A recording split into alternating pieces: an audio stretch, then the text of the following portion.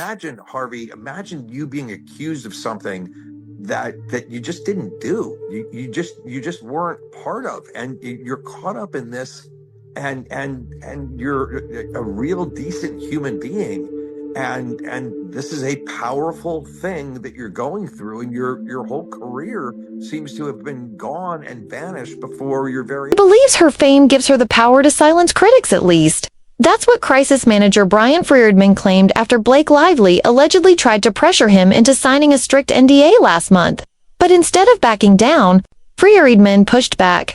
In this video, we reveal 5 key bombshells from his counterattack that have Blake's PR team scrambling, turning what should have been her moment of triumph into full-blown damage control. Lively's attorneys told TMZ, "We are pleased with the result of today's hearing and eager to move forward immediately with the discovery in this case. The court granted our request that all attorneys in the matter actually follow the rule of the law and not make any statements that could prejudice a jury. This case deals with serious allegations of SH and retaliation. We will hold the defendants accountable, and we will be confident that once all the evidence is submitted in the matter, Miss Lively will prevail." Okay, well, we'll see. That's Blake Lively's side trying to declare it a win because, you know, the judge did sort of say you must follow the law.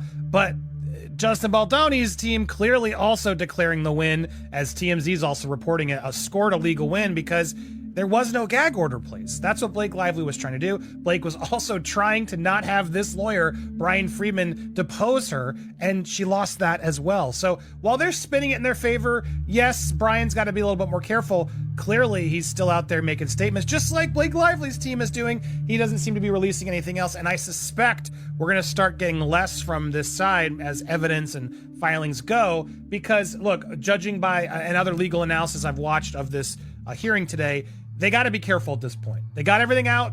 It's all right. Now stop. Be careful. Don't keep doing what you're not supposed to do. That's where we currently stand on things. We will see. Blake Lively built her empire on the image of being America's sweetheart.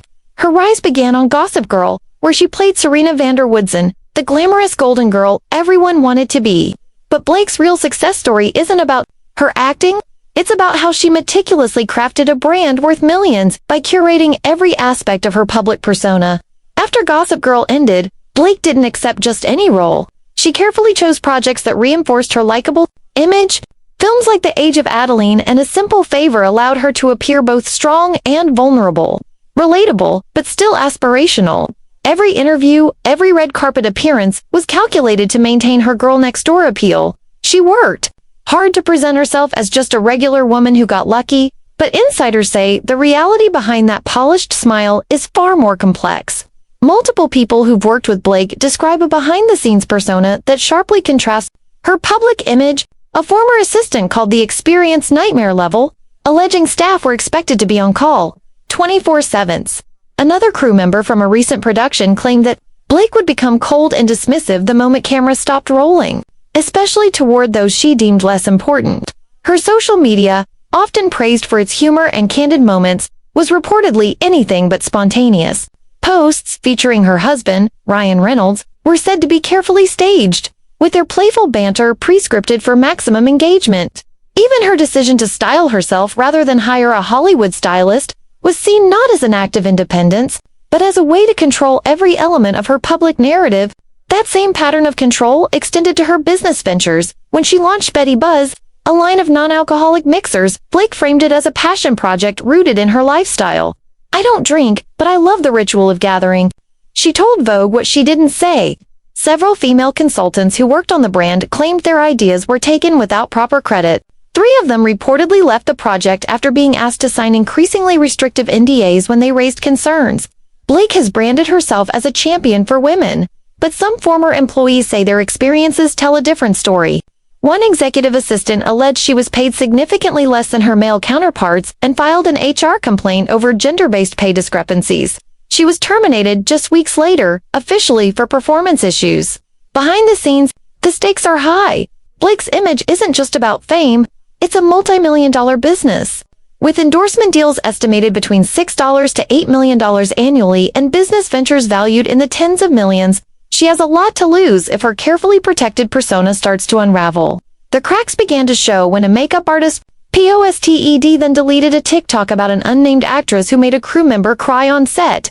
Followers quickly connected the dots, and other crew members responded with cryptic emojis that seemed to confirm suspicions. So who is Blake Lively? Really? Behind the carefully curated image lies a woman described by insiders as controlling, dismissive, and willing to protect her brand at any cost, even if it means silencing those she's wronged. Maintaining the illusion didn't just take savvy PR, it took a machine built to keep the truth from ever getting out. And that probably is the extent of the New York Times' obligations legally and ethically, is like, listen, this seems weird that you have this. Tell us why this is legit. And I believe, and you and I have talked about this Van Zandt complaint now all of a sudden existed to say, like, oh yeah, we got him through this subpoena. Now, I'm gonna go back to the 47.1 issue, Andy. With this information, if this is true, remember we were talking about how this is an attack back on Baldoni, but Baldoni can go, if Lively is acting in malice, she doesn't get protection under 47.1. This information, that their continued access to the iCloud account, that this was a sham subpoena, will help Baldoni block and completely undo any effect and maybe successfully oppose 47.1, because he could show that at least Lively's team was acting with malice by both continuing access to Abel's phone, and two, that the New York Times was telling them, giving them notice, like, this doesn't look legit. And in reaction to that, instead of going, okay, don't use it, we'll be above board, they created this sham lawsuit. Yeah, it's fascinating. So does this information, upon information and belief, I just bring that up again, do you think Freedman has enough of what he needs to back that claim up? Yes. So he is able, through using this prefix, to put in allegations that he's doing in good faith, and I believe that they're being done in good faith, in order for it to to prevent another attack on the complaint. Because every time there's a new amended version of any type of either answer or claim, the other side gets a new opportunity to attack it with a motion to dismiss, or what we call a motion to strike. So he has to, whenever, yes, it's good that he's adding things and he's doing new ones, but he has to do it in a way so that he knows he's writing it with the anticipated attack coming back. So that's why he's making these things very, one, thorough, but also upon information and belief, so that the judge can say, listen, for purposes of now, I just have to assume it's true. And if the New York Times told them, they're not going to perpetuate in a lie. And this other Van Zandt complaint came in to really maybe mislead or assuage the fears of the New York Times, when Lively's team knew they were not true in the beginning. It would prevent an attack on this new pleading. And I know I'm going back in circles, but we've basically restarted the cycle by the filing of this new amended pleading by Freedman. What happens when you challenge Hollywood's most image-obsessed star? Just ask the dozens of people who've signed Blake Lively's infamous non-disclosure agreements. According to multiple entertainment industry lawyers, Blake's legal team at Pressman Doyle has built a reputation for being one of the most aggressive in the business, focused almost entirely on shielding her public image. But these aren't your typical NDA. Insiders call them nuclear option agreements, legal documents so restrictive they go far beyond protecting intellectual property or trade secrets. These contracts forbid individuals from discussing anything related to Blake, her on-set behavior, her personal life, even acknowledging that they worked with her in the first place. I've reviewed hundreds of celebrity NDAs over my career, but Blake's are on another level, said one prominent Hollywood lawyer, speaking anonymously. They're designed to erase the existence of any relationship with her, professional or otherwise. The numbers are staggering. 3 independent sources confirm that. Over the past 5 years, Blake has required more than 50 NDAs from makeup artists, assistants, business partners, and even co-stars, averaging nearly 1 per month. By comparison, most celebrities of her stature sign between 5 and 10 NDAs annually. The stories behind these agreements are even more telling. When a makeup artist shared a seemingly harmless behind-the-scenes photo from the set of a simple favor, Blake's team contacted her within hours. Not only was she ordered to take it down immediately, but she was also sent a new NDA forbidding her from sharing any details about working with Blake.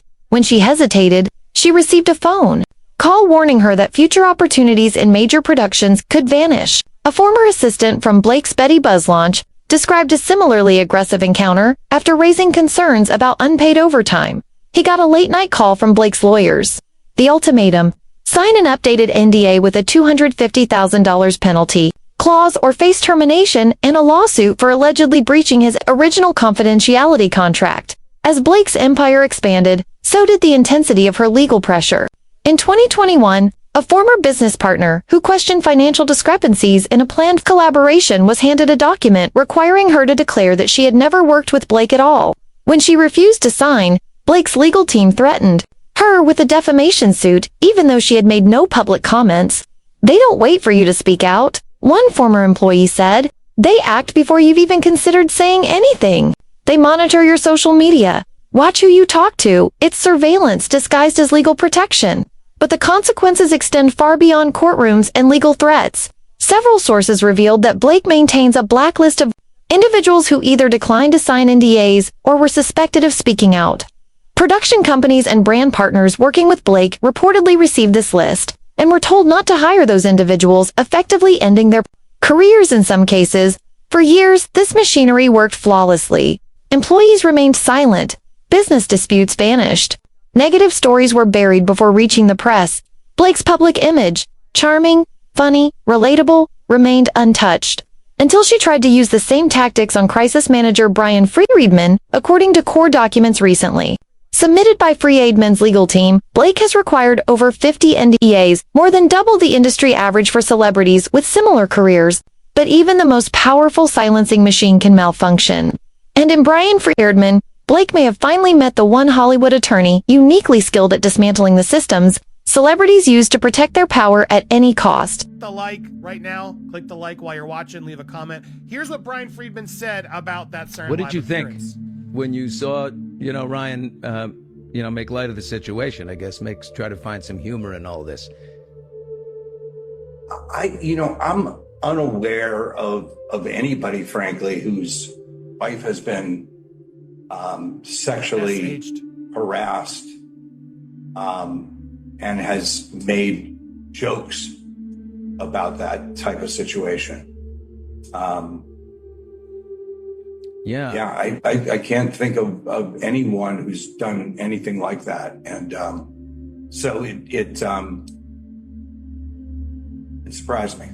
And it leads us to this moment. It is absolutely surprising. He's spot on and wisely calling it out for what it is. And apparently now comfortable doing some more interviews, given that, Blake and Ryan are out there on one of the biggest stages, addressing, sort of alluding to it when they're trying to tell everyone to stop talking or stop defending themselves.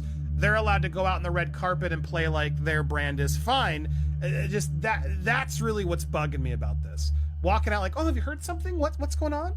You know exactly